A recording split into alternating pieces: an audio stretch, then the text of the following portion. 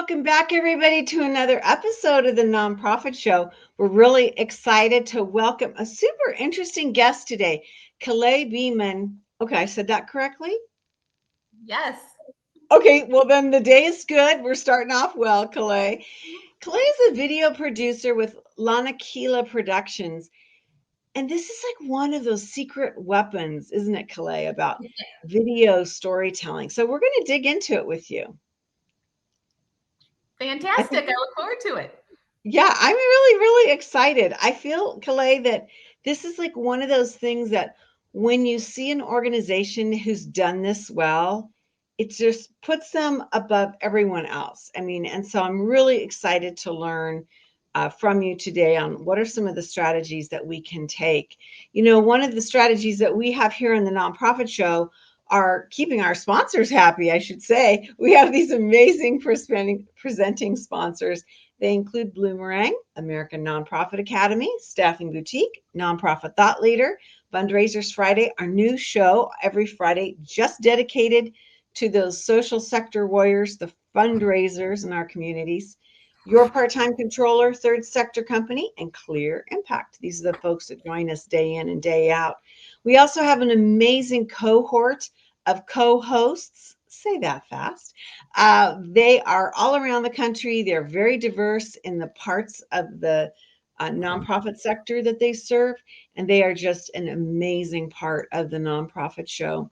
Okay, Kalei Beamon, video producer extraordinaire with Lanakila Productions. You are based in LA? I sure am. Amazing. I got to ask you, how did you come about understanding the power and working specifically with nonprofits for telling your stories?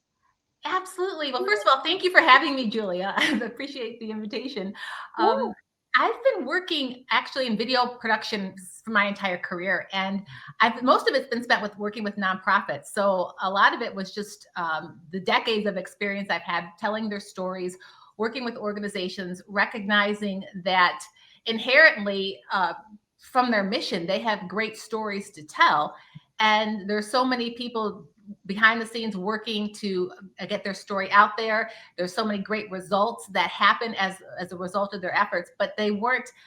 Some of them struggle to let that be known. You know, when you when you do great work and no one knows about it, it's hard to expand your impact and expand your reach. And I've always had a very good I guess instinct for seeing the stories and recognizing, you know, hey, that's something that you need to share, and putting it out there and developing that. And there's just a lot of I've been doing this for decades, I guess I can say that officially now, and been working in different environments, whether it's locally or internationally. I've done a lot of international travel with organizations, nonprofits to capture their stories and tell their stories and share them with the world. And they've really had tremendous results once they get them out there. So there's nothing that replaces the power of a great video story when you want to make the impact. And I've had the joy of doing that for quite some time. You know, it's really cool that you have that arc to demonstrate and to know how it works, because you know, we talk about this all the time in the nonprofit sector. You have to tell your story, you have to communicate what it is you're doing and what your impact is.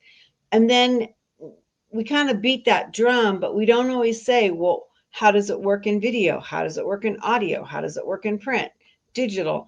And all of these things, I feel, Kalei, come back to video. If it's strong, you can do something in a matter of seconds, minutes, or even hours. I mean, that trajectory of communicating through the video is something that we need to be talking about more because it's so dang powerful. So talk about strategies for good storytelling. When we think about what we're going to do, and today I kind of want to frame this up as almost like, what should we be doing before the cameras roll, right?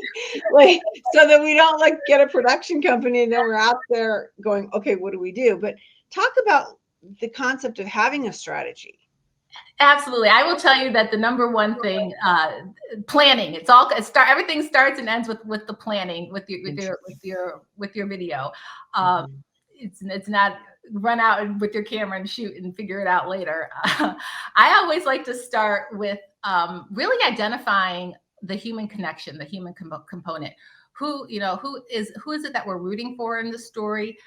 We all have a connection to the human instinct, and this really for nonprofits is pretty easy because a lot of their mission is connected to doing something good for humanity, whether it's helping someone in need or disaster relief, education, what have you. There's always that human component embedded in the work of pretty much all nonprofits, because that's what they're trying to do is advance or help people in some way, shape, or form. So I always like to start with finding what that is and what that looks like and what that human component is, because a great story is based on having that emotional connection. And then I try to find who's the hero in the story. Who are we cheering for? Is it going to be a recipient, of a beneficiary of the work of the nonprofit? It could be the organization itself that we are celebrating, or it could be the community, the huge impact that you're making on the community. Like, for example, if you work in like the environment and you're doing, recycling or beach cleanups or rebuilding parks or something that the entire community can benefit from, that's an angle. There's a story there too. So you want to find the human connection. You want to find a hero, and then of course every great story has a problem to solve, an obstacle to overcome, and you can't. And so that's the thing to look at too. And it's not always. I mean. It's not always the obvious problem. Like, let's say that there's a disaster, and of course they need resources or what have you. But there's it's like, how are you helping them to get through that obstacle, and finding different ways to leverage that. And also, what are the subplots? I always like to look for subplots. Like, what was happening before the event that sparked the need? Was somebody trying to like get a degree in something to elevate their career, and then this event happened, and everything kind of went up in the air? And the reason why I like to do that and why these are so impactful is because it's stuff everybody can relate to. Everybody can relate to day-to-day problems that other people have. And the more relatable that you can make your story, the more that you can infuse human emotion and human connections, the more you're going to inspire them, the more they're going to sit and watch, the more they're going to be like, hey, yeah, I want to get involved. I want to donate. This means something to me personally. And while facts and figures are important in aspects, in the nonprofit world, I think that when it comes to telling the story, you gotta go with finding the connection. You gotta find going with the emotion, and ask a lot of questions and get a lot of specific details. The more specific you can get with the story, with the person, with the event, the more it's memorable it becomes. People remember details. You might not remember the whole book, but you might remember like just something, or a whole movie, or a certain scene, or a shot, or something that connects with you. And so the more that specific details that you can infuse in your story, that makes it very personal and unique to that situation, as opposed to a general situation. The more that you can really impact the audience, and they're excited to watch and hear what you have to say. I love the concept of, it's so basic, but yet it's so it can be really complicated. The concept of who's the hero, what's the villain, kind of thing. Like, right, what are we trying to overcome? I love that. So if you come to your strategy with that, you look at, okay, how are we going to articulate this? Let's talk about capturing the best media for your video. This is one of those things that's really hard. And I love that you said, we all have these super amazing phones that make us think we can be the next Steven Spielberg, but that's not really the case. And so talk to us about I'm going to use the word, the production value, or just like, how do we get to that point so that we can get that best shot or media, so we can be telling the story? Oh, I love this question. Thank you. Because yeah, no, I find that to your, like you said, a lot of people think, you know, they can hit the red button and everything is you know, is good. We're good to go. Yeah. And no, you might be recording video, No. but if you want to really maximize and get the best assets for your video, there's some things that you should really think about. And my first step that I always do is I start with making a shot list of what I want to shoot for my story before I even go out. And this holds up whether or not you're hiring a professional crew, or if you know, again, want to go out and get this on your own. I always start with sitting down and saying, okay, what's the story? What am I shooting? And let's say I'm covering an event for and doing a story around feeding people project, and you know, we're feeding people in the community. What's everything that goes into that? Well, there's pre-planning meetings. There's getting the food from the donors. There's packaging. There's cooking. There's serving. There's people in the line. There's hugs. There's the faces. There's all those details. I make a list of everything from start to. There's people going home with their bags of, you know, leftovers. There's everything. There's everything from A to Z that goes into the project. I make a list of what that is and set out to get as much of that as possible, and coordinate the shoot day so that they can all be hopefully on that same day. It's not always possible. You might have to spill over, but I always start with that, so that you have all these different shot options, because you would be amazed at the number of shots that you need and different scenes that you need to really tell a compelling story. Just because your video is 1 minute long does not mean it only took you a minute to shoot it. It can take you a long time, you know. So people are always amazed, and then there's sort of the post production. So you really have to put some thought into what you want to get in advance. Now, here's another thing that you need to keep in mind is when you're shooting on your own and you're using your smartphone, remember to get different angles. Like a lot of time people will just, you know, hit the button and it's a wide shot, and every single shot that they shoot is wide and it's the same framing, and they don't change it. And remember that we have wide shots, mediums, medium close-ups, extreme close-ups. Use some of those, you know, use your zoom button, get in there tight, get different angles, because it's a lot more interesting when you see the different angles, especially with the close-ups. I feel like the wide shots are the least interesting and the least compelling. They're good for establishing a scenario, but if everything is wide, you start to lose that emotional connection. And I feel like being able to get those different angles is going to serve you well. So be mindful of that. Think about your composition. Is it just, you know, can you be interesting? Can you be creative with how you shoot it? Shoot it on a little bit of an angle, you know, just play around with composition, because interesting shot compositions goes a long way as well. And what was I going to say? Oh, be mindful of the amount of motion that you use. For example, I know sometimes if you want to, I'll just use my camera, for example, you do like a move like that across your screen. These cameras are very sensitive to motion, and sometimes it might look like it's in focus, but you get it back and it tends to lose focus easily, and you don't even know it till you get it back. So that could be a real bummer, because I've had people send me footage and they're like, well, why is this blurry? And I'm like, this is because it was moving a little too fast, and it just loses focus easily. So be mindful of that when you're shooting, because that's something that not everybody thinks about. They're like, oh, this looks kind of cool. And it does, but it can be a little blurry when you get it back. You don't want to have that. Be mindful. Go ahead. No, so you're talking about. No, it's great, because you've already brought up things that I can understand. Yeah, that's why this worked, or yeah, that's why I liked this video over that video.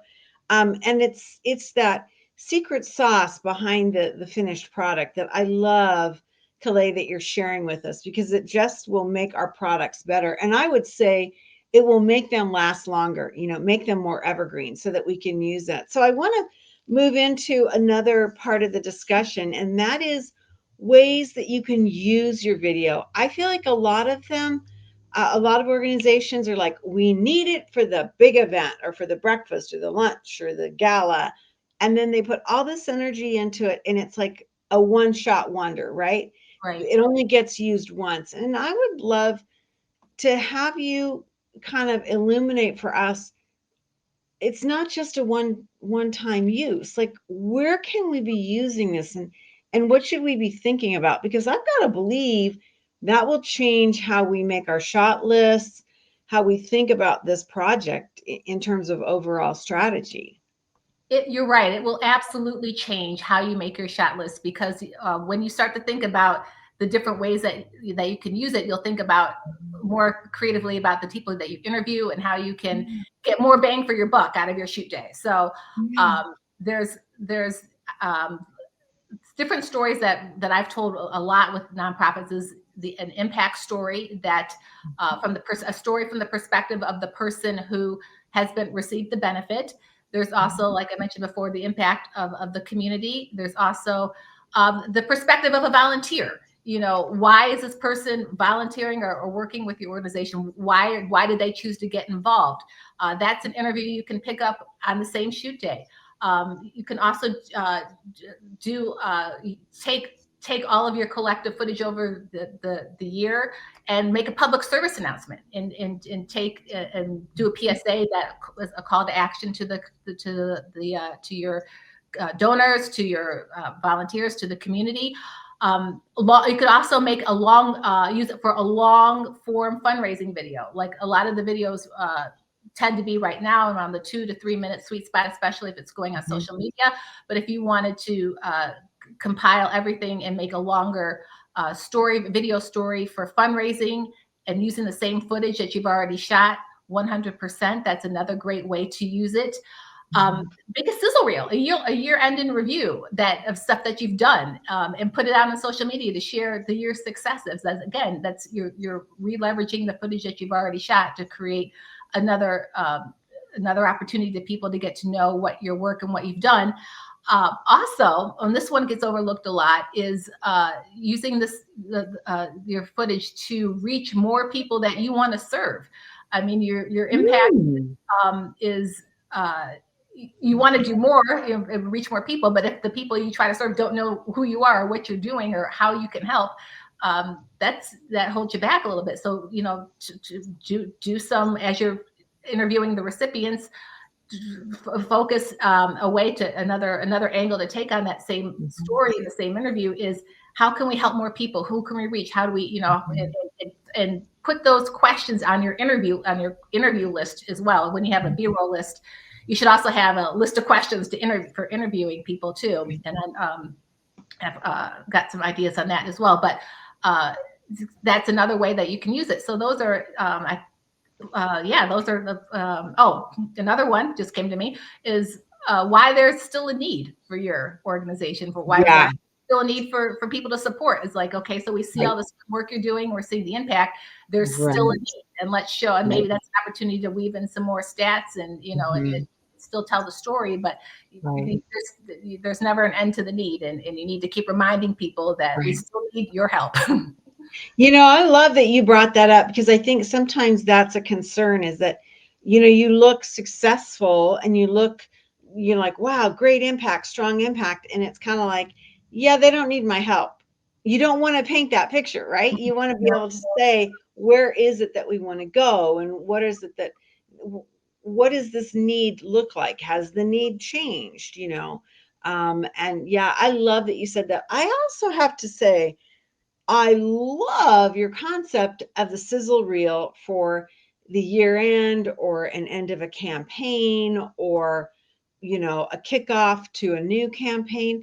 That's something that is completely overlooked. And I love that you brought that up, because that's such a great creative idea. It's very useful. It's another great way to leverage the asset. So yeah, it's wonderful. I love that. That's just like super brilliant. Let's talk about this. And we were chatting in the green room a little bit about getting the best video results. And I confess to you that one of the big problems that I have with the nonprofit show is how nervous people get, my guests, when they come on. And I hate that for them. I hate that that's their pressure. And we try so hard to make people comfortable, and we do a lot of things behind the scenes that our viewers will never know, specifically for this reason, Kalei, because we know that people get nervous, and then the lights or the camera, I mean, it just, they freeze up, right? What do you see along those lines, and what are some tools that maybe even I could use, right? Like, how do we navigate this awful stress? Yeah, I've been there. I've been there. I've had people who could, chat it up until you say action, and then they can't say their name. And so it's frustrating. But it's human nature. Again, it's part of that human element. And what I always do, I first of all, I start with telling people, just pulling them aside before the interview. Sometimes I do a pre-interview if the opportunity affords, and depending on the story and just how sensitive, what we're talking about is with people. But I'll say, hey, look, here's the story, and just in a real chill way, it's like, here's the story we're going to do. Here's how we see you kind of fitting into the overall story and the message that we're trying to convey. Are you cool with that? And they'll either say yes or no. Hopefully by that point, if they're in the room, they're going to say yes. Then I'm like, is there anything that, I ask them, like, is there anything specific that they want to share? Anything that they kind of want to stay away from, just so that I know, because I want to respect their, I guess their boundaries, or just their feelings, because I for every person that I interview, I want them to want to be there. I want them to want this to be a positive experience. And when they see the final video, for them to be proud to have participated. So that's my goal. And if anybody, if that's, that's my goal. So I make sure that that's, where we're at. Then I tell them, hey, listen, I got, no need to be perfect. We're going to be editing. We do a lot of editing, so you don't have to worry about your words. We'll edit things in post. I just want you to answer the questions as you naturally would. I also give them a heads up, because I know that some people get stuck on like language or wording. So I have a couple different ways, especially to ask a question, especially like a question that's going to be important, I say, listen, I'm going to probably ask you a couple questions in a couple different ways, just to get some variety in your responses. So, if it sounds like I'm asking you the same thing multiple times, I am. Don't take it personally. It's just what I do. And so just I think that helps them relax, so they don't feel like, oh, I'm saying something wrong, or I'm not doing it right. It's like, no, it's me. It's not you. It's me. And then I'm like, we got time. And if you want, we can just kind of take it from there. And usually that get off onto a good start if I start them that route. Yeah. It's interesting. I love that we were able to have this brief chat about this, because I agree with you. A lot of times folks will even surprise themselves about how once it starts going, they're more comfortable, right? And so sometimes the beginning's a little rocky, and then they forget what's going on, that they're on camera, and then it just is a little bit more genuine, or not genuine, but more authentic, maybe, in that they're comfortable, right? And that fear and stress has been reduced. And so, yeah, I think you're spot on with this. We don't have a lot of time left, but I really want to spend this final amount of time on the nonprofit show with you, talking about budget. And when I'm talking about budget, I'm not just saying, like, what's the check that has to be written at the end of the day. I'm talking about, resources, time, planning, getting things set up. I mean, for those of us in the nonprofit sector that work with human services, where we have privacy issues, maybe we work with children or minors. We have other things. If you're dealing with medical, you have HIPAA laws. we can't just go out there and start filming our environments, right? I mean, we have some things we have to think about, which I would call a cost. It's right. So, can you talk to us about how we should be thinking about our budgets? And again, it's time and the financial cost. Yes. Like I said earlier, I think it was just because you shoot your video ends up being 1 minute doesn't mean it takes a minute to do, and that's across the board from the planning. I think even when from putting together your plan, you'll see some of the things that you're going to need. You're going to need the shots. It's going to take how much time are you going to need to spend shooting? Who needs to be there? What kind of equipment are you going to need? Are you going to need additional lights, additional microphones? Are you going to need any kind of security if it's in some kind of sensitive area? When it comes to assets for like your actual video, music. Music, are you going to need talent, voiceover talent? Are you going to need a script writer, editor? Are you doing all that in-house?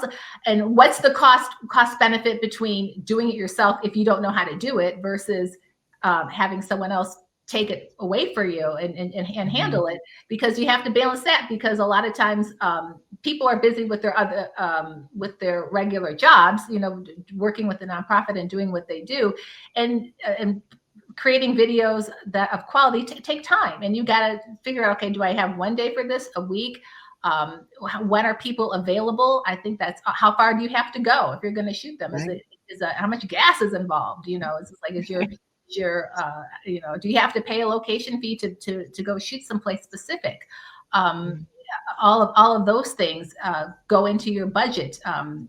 And do you need any additional footage? Do you need any stock media? Do you need an on-camera, someone to speak on camera for you? I mean, it's all these little things that you need to start to add up before you even go out. And a lot of it, it takes budgeting and planning, and it's not it's something. It's a business expense, and it needs to be treated accordingly, not like something that's just a one-off or something like that. Yeah. When you think about, especially this time of year, when so many organizations, and as you and I talk, we're speaking in Q4, moving towards the holiday time when there's so much going on. There are a lot of events. These tools will be used. How long should we be planning ahead? I mean, is this something that we can be like, oh yeah, we can get this done in a week or a couple of weeks, or should we be looking more months? Like, help us to understand, for, if nothing else, just our timing.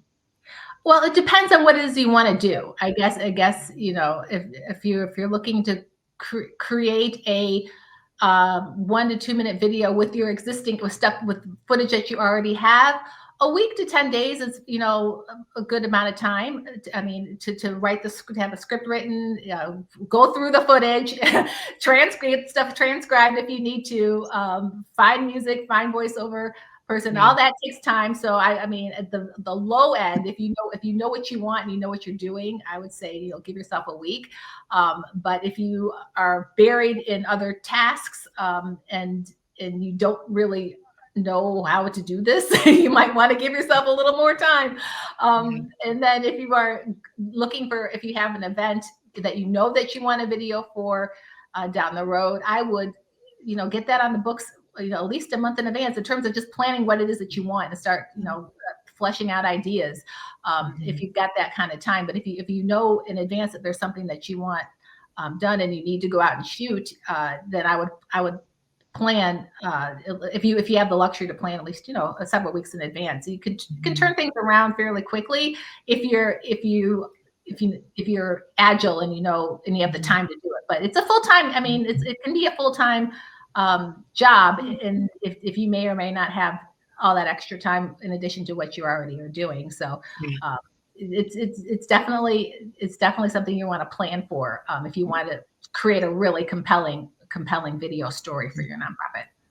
Well, and I think a tool that you can use, I mean, we use the word Evergreen a lot, which I know you're familiar with, and that is that you can use this tool different times of the year, and it won't look like, oh, that was shot in the winter or Christmas or in the summer or whatever. I mean, you want to be able to have it be a little hard to identify, if you will, about what the season is, so that it has value at other times. And oh, sure. And you can always swap out like a shot or a soundbite here and there just to freshen it up, just to give it a different looks, and then just use the same video and swap out a couple of shots and repeat it a couple of times. That's absolutely. Yeah. I love that you said that. Well, this has really been fun. I mean, Kalei Beamon, I knew I was going to stumble. Your video producer extraordinaire of Lanakila Productions. Check out her site, video storytelling for nonprofits.com. In it, it's really interesting because she has an event. I think it's a Lions Club event, and it shows the magic for, when this is my perspective, Kalei, is that how you can interview people at an event and get them more comfortable, and you can drill down and get some honest responses. And I thought that was really an interesting tack, that you did that. But you can see a lot of her work and how it can look maybe for your organization. Video storytelling for nonprofits.com. Wow, this has been great. I mean, you've really helped me understand some things that I can identify. Yeah, that worked, or it didn't work, but I couldn't understand why. And so I love that you could kind of give us a roadmap here. Thank you so much. Happy to help. Thank you very much for having me. It's been a lot of fun. Hey, we have amazing presenting sponsors so that we can have conversations like this on the Nonprofit Show. They include Bloomerang, American Nonprofit Academy, Staffing Boutique, Nonprofit Thought Leader, Fundraisers Friday, Your Part-Time Controller, Third Sector Company, and Clear Impact. These are the folks that allow us to come into your world and help your nonprofit day in and day out. We are marching towards our 1200th episode. That's not easy to say. And 5 years. So the Nonprofit Show has a lot of content, a lot that you can access in our archives so that we can help you where you are with your nonprofit. We have this saying we end each and every episode with it. It means a lot of different things depending on where we are in life. And the message is this: to stay well so you can do well.